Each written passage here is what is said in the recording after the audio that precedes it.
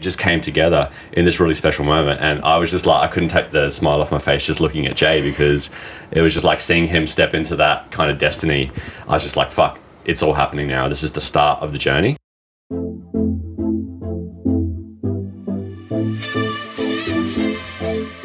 Today on the podcast, we're talking to Golding, Jay Bainbridge and Matt Bartlam.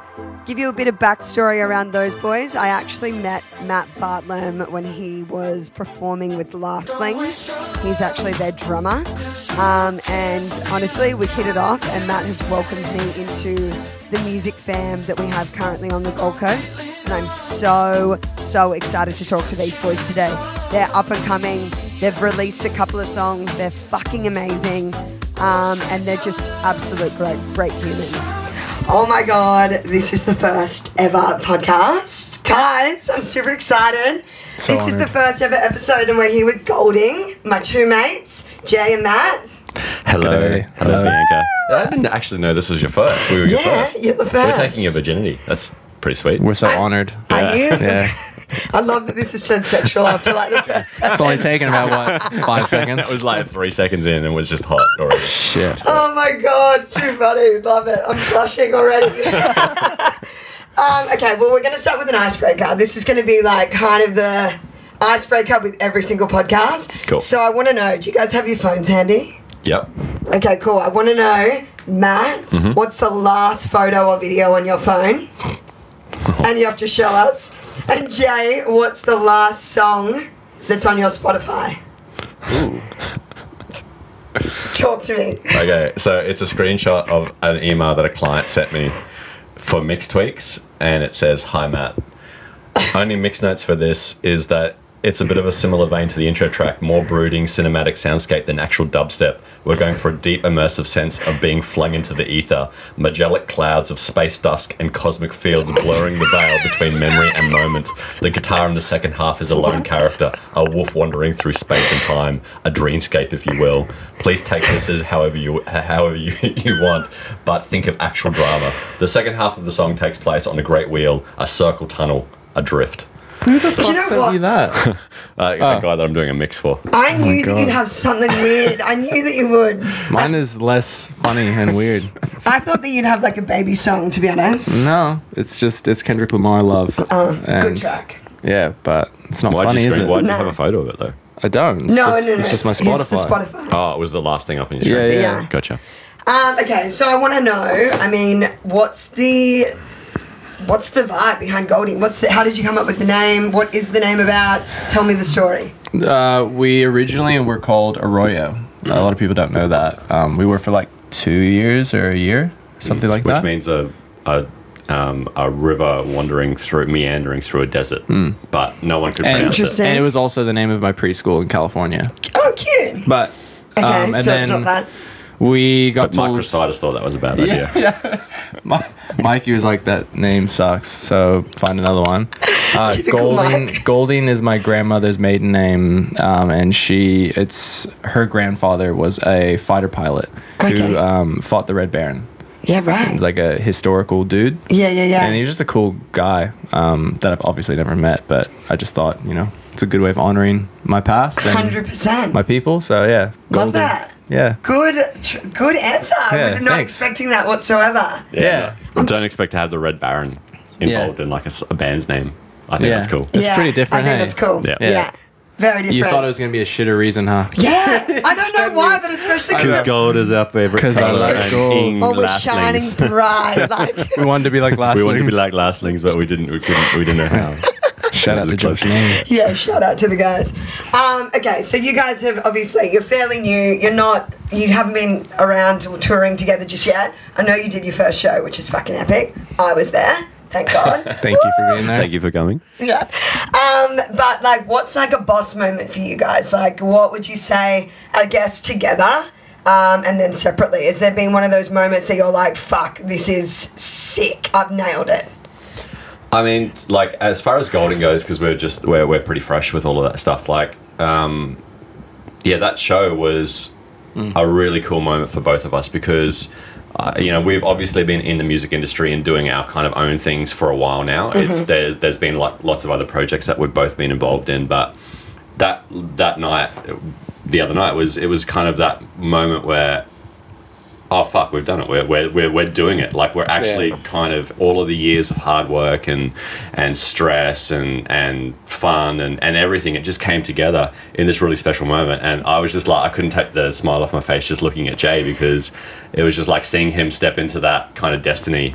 I was just like, fuck, it's all happening now. This is the start of the journey. So for me, that was like, and I've been on the stage with heaps of other artists in way bigger scenarios, but for me, this was more meaningful than playing on a Splendor stage or like fucking, you know, it was like a really, you know, honestly special moment. And fuck, thanks, man. Yeah, no, it was the same.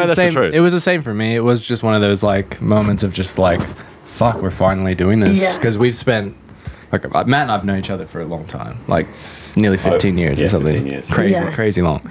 And to be working and making music, and Matt is like a mentor to me anyway in music and production, and so to be doing that thing finally that we've been spending I don't know how long doing, you know, just together building, and then to just do it on stage and be like, oh fuck, this is it, we're here. So I even could feel that, like sitting in the audience, you know what I mean? Well, not sitting, I was dancing, but I could even feel that. Like I could see, like, I don't know, there was just little things, like I could see you kind of just glancing in awe at Jay, and then I could see Jay kind of getting a bit nervous, and he kept doing this thing with his finger.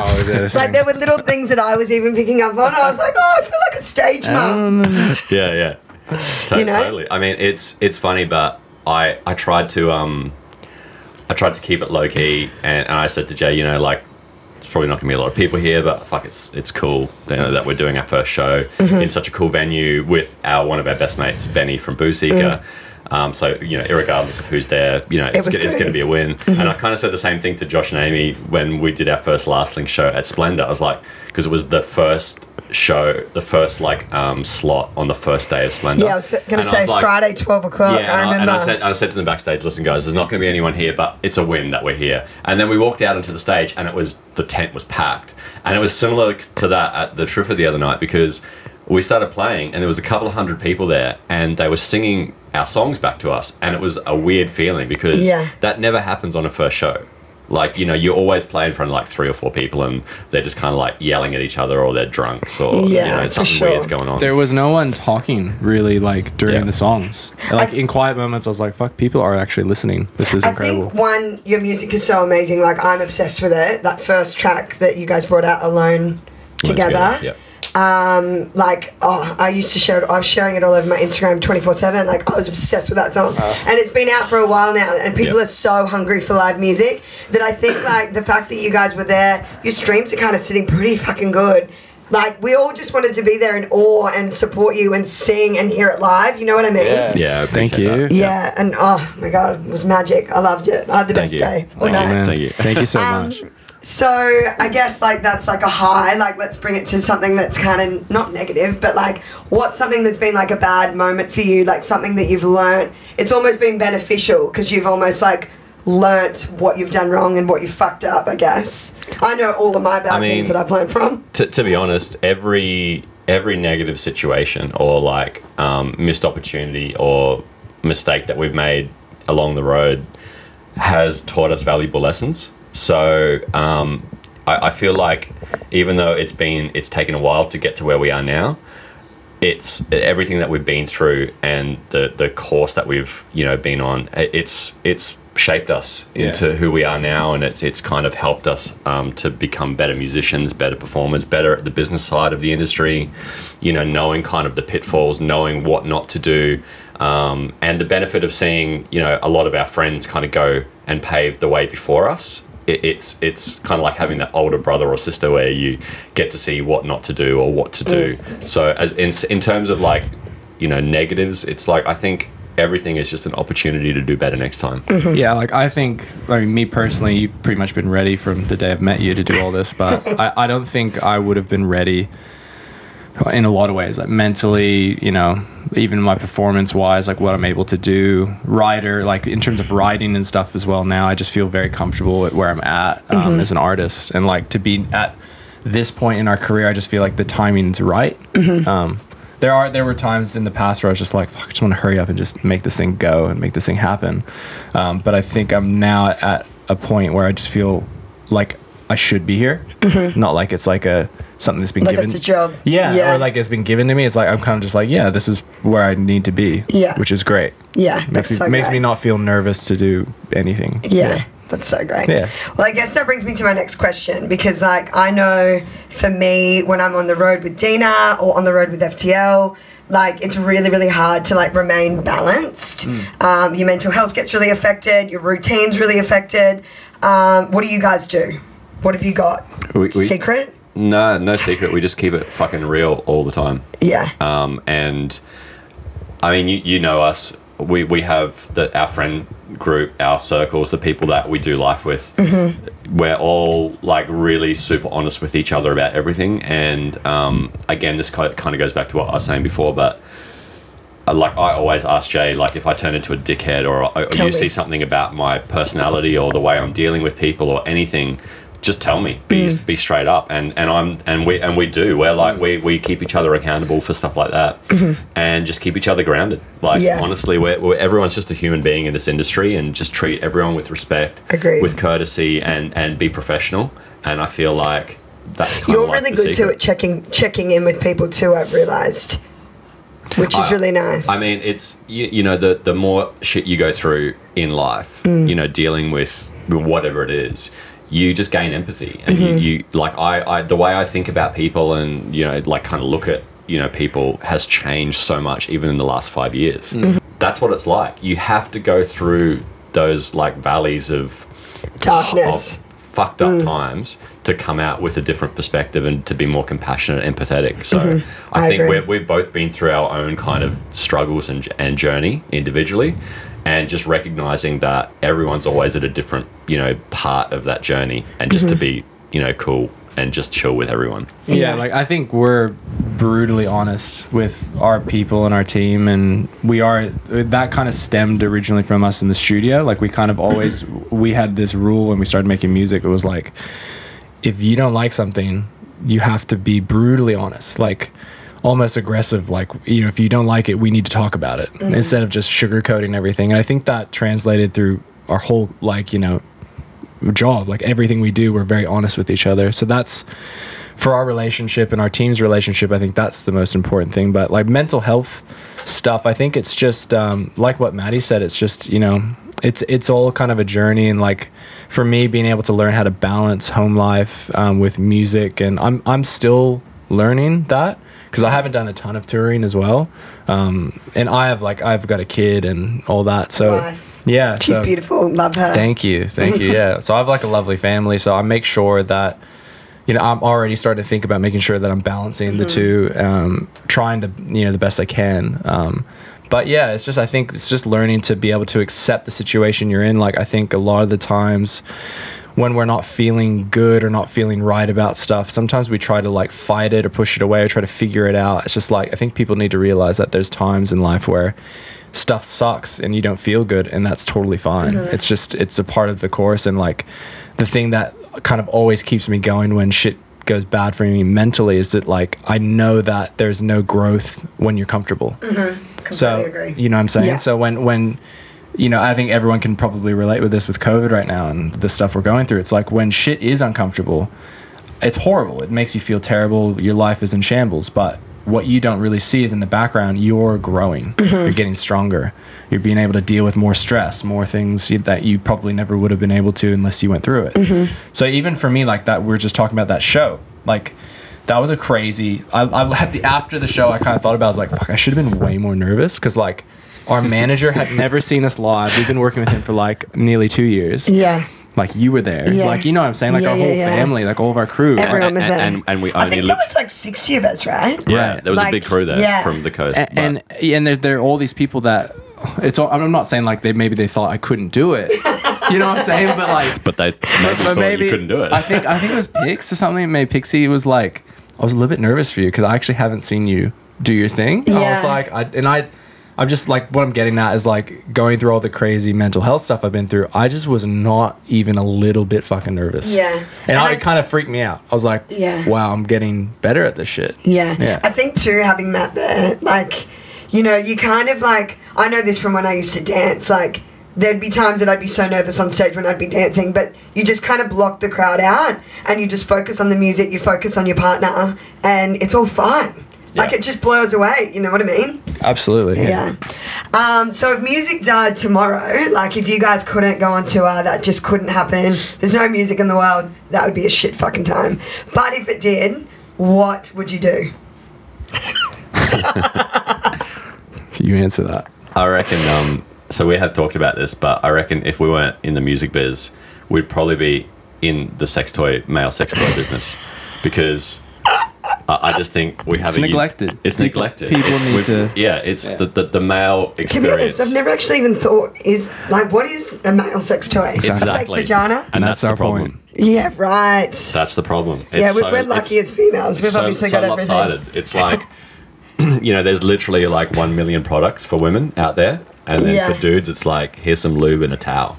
It's like... and a fake vagina. And a fake vagina. Yeah. And it's just not cool. It's always gross. I think, sex toys for men, it's just gross. Whereas, female sex toys are not... I don't want to say they're cool. Elegant and they're sophisticated. And they're kind of chic, though, too. Right? They're very little and, Like a dude doesn't want to go into his closet and pull out a fake rubber vagina or a fake girl, a rubber girl, like Dave. Lay it on the bed, start going. Have you watched Dave? Haven't watched Dave? Oh yeah, that's exactly what I was thinking. Yeah. That's such a dark episode. Yeah, but that's right. It's maybe just So I don't know. To be honest, I don't know. That's kind of like a funny answer, but the reality is, I've never thought about a backup plan. Yeah. Because for me, it's I don't want, if I fail, I'll just keep doing something else in the industry because I love it so much. Good answer. Yeah. I feel exactly the same way. Just adapt. Adapt to the times. Yeah. So have you got a story? I know some funny stories from you guys about party after hours fucking stories. But is there a story, maybe separately, because you're only just about to go on tour with Boo Sicker, but is there a story that's maybe happened on tour or something that's happened backstage that you'll just never forget? Oh, there's so many for me. I mean, what's your number one? Something just so wild. So I was on tour with I think it was Jared James, and we were in I forget what part of Germany we were in. I think it was Hamburg. Mm-hmm. And we had 2 days off, and it was after the Reeperbahn festival, and I didn't know this because we'd never been, but it's the number one red light district in the whole world. And so when our tour bus pulled up, there was this hotel, and I kind of woke up because we'd been driving through the night, and I open up my window and I look out, and there's just naked women on these balconies of this high rise, yelling at men, trying to get them to come up to their rooms. And oh my God. So it was that was to paint the scene. But Ian, our good mate Ian, who plays in Golding with us as well, we were okay, we need to find somewhere to do our laundry. And so we went around to find a laundromat. We found this laundromat, we put our clothes in, and it was 45 minute wait. So we just looked at each other and went, what are we going to do? Let's go. Well, no. Let's just go and have a look what's around. So right next door, and this is it's funny because we're let's go. There's a sex shop. So we went into the sex shop, and it was really weird because the guy was €5. Pay €5. And I was well, to get into a sex shop. Weird. So we walked in, and it was just normal sex shop. But then there was these stairs that went up, and I was it's kind of weird. So I walked up the stairs, and I went up, and it was real dark, and there was these dividing walls everywhere, and I walked around the corner. I kind of heard sex sounds and weird kind of sexual noises, and I walked around the corner, and there was just this screen playing with porn, and they're just a bunch of dudes just standing there jerking off. Oh my God. And I kind of stumbled backwards and almost knocked over one of the dividing walls because I was so shocked. So a communal it was a communal masturbation. Station. Yeah. What the fuck? And I just remember I'll never be able to unsee that. Yeah. 100%. So just went back quietly downstairs, really pale, and just went back to the safety of the laundromat. Oh my God. Mine isn't a touring story, but it was with Matt and I in San Francisco. Is it okay if it's not a touring one? That's fine. So we were over there, and the first thing we did, we just were so excited about the legal weed stuff. Oh, yeah. So we went to a weed shop, and we walked in, and we just like we think over here that we have strong weed, and it's like, yeah, you know, it's no. Fuck no. So we went. We were so cocky about it to as well. And San Francisco too, like, you know, I can't remember what it's called, but the hill. Yeah. Where everyone just smokes weed. I laid there for about 8 hours, just like, what the fuck is going on? Yeah. So we went to this weed shop, and we walked straight up and just like, we want all the edibles. We want this weed, that weed. We had so much stuff. And anyway, I remember she gave us these edibles, and I think it was like gummy bears, I'm pretty sure. But she said, listen, you need to just eat like, she's like, do you do this? Yeah, do you do this all the time? And we're like, yeah. She's like, just eat like an arm. Like an arm sweet. Like, you don't need more than that. Like, just tiny. They're like this big. Yeah. She's like, an arm or a leg is sweet just to start out with. Yeah. No. Matt ate the whole thing. Matt had the whole thing. 3 or 2. Yeah, like way, like we just were just eating them like lollies. And and I didn't realize that there was such a delay kick in with edibles. Like, it just takes, like, you digest it. It's a whole different thing. Yeah. So we just were like, we were feeling fine, like a little bit stoned. Like, let's just go out to this restaurant. We went out with our girls to this like really amazing fancy restaurant. And it was Father's Day. Yeah, no, Mother's Day. Mother's Day. So there was all these like really nice, you know, mothers and sons and daughters. A real family vibe. And we walk in, and I knew right when we walked through the door, I was like, this is going to be bad. Like we shouldn't be here. So we get in, we sit down. I look at Matt. Matt had way more than me as well, and I could just see him like he was like rearranging his silverware and like his plate, looking at his plate like. The waitress is coming up and trying to like just interact with us, and we're horrible. But anyway, I went to the restroom and came back, and Matt goes, "Oh, like, where's the restroom?" And I was like, "Oh, it's just over there to the left. You'll see a door there." And then he just kind of looked at me like I was trying to fuck with him or like trick him or something. Like he was paranoid. So, dude, I could tell his level. I thought he was giving me like directions to a portal to another planet. Yeah, like it was like that's where I was at in my mind. Yeah, he was he looked at me like I just knew where he was at. Like I've been in that kind of freak out high. Yeah. And I'm like, dude, it's okay. Like, and he went into the toilet, and so I said to the girls, I was like, I'm gonna go and fuck with Matt. And then I'll come back and just pretend like I haven't left, okay? And they're like, yeah. So I go in, and he's in one of the stalls, and I go into the stall next to him, and I just like and I go into the toilet, and I didn't need to go into the toilet to do anything. I just needed to get away. You needed a minute. Yeah. So I was sitting on the stall, like just like hands in my face, just like trying to pull myself together because I thought that like it was the end of the world. My reality was like being torn apart. Yeah. So then I was just like, I'm just going to the toilet quietly, and I can kind of hear him, like just his body language. There's something weird about it. I could just tell he was freaking out. So I just started making like really subtle weird noises. Like, oh yeah. And I could just, he went real quiet and still. I was like sweating because I thought like a demon was in the room and was about to kill me. I did that for about 2 or 3 minutes, left and went back and sat down. And he came back out of the bathroom just like a ghost, like just not. What? Yeah. It just like sat down, and everyone was in on the table, and he was just like, were you in there? And I was like, no. Anyway, oh my god! I think we eventually got asked to leave because shit got too. But anyway, we just started uncontrollably laughing, and it was dead quiet. It was like a really posh restaurant. Yeah. No one was. So it was like everyone's like you can hear plates. Yeah. And we're just like belly laughing. I was going to say that's probably like a situation that should have been in and out or something. Than we were at the wrong place. Like, you were definitely at the wrong place. Judgment wasn't our strength in that moment. No. Yeah. Too funny. Yeah. I guess. What's like the tea? Like, tell me, like, give me a little bit of Golding tea right now. Like, any new collabs? I'm such a fucking fan of that girl, Caitlin. Yeah. She's amazing. Yeah, crazy, she's amazing. Hey? Yeah, and she's so dope. She's so lovely, down to earth. Like, I know. I remember the story. Like, and it's nuts. Like, she's literally just been collaborating with Kanye West on his new record, and then would just jump on a phone call with us and just be real chill, down to earth. She's like what I want to be. Like, I look at her style, and I'm like, how are you this cool? Because, and this is the whole thing with people like that, it's because she doesn't give a fuck. Yeah. She's not trying to fit a mold. Yeah. This is who she is. She's being a genuine expression of what she wants to be. She's such a babe. And when you're like honestly just comfortable with yourself, that oozes appeal. Yeah, like to me, sure. that's what I'm attracted to. Yeah. So, yeah. So is there another collab in the works? Is there a tour? Well, I know you're about to go on tour. You leave tomorrow. Yeah. Well, fingers crossed. You go Hopefully. tomorrow with Busika. Hopefully. But is there, like, give me a little goss. A new song even.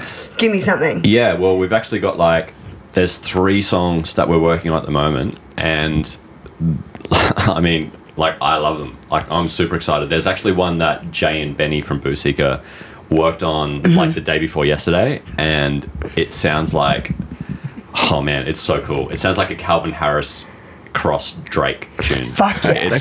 It's pretty spot on. Oh man, like That's when sick. Ben was just playing it on his phone last night, I was like, and I forgot that it was one of our songs. Yeah. And I was like, that's so sick. What's that? That's so sick. He's like, that's Golding. I'm like, oh, I'm actually frothing for Ben's new song to come out. Like, Oh yeah, man. Yeah. His album is honestly, it's one of the most solid records.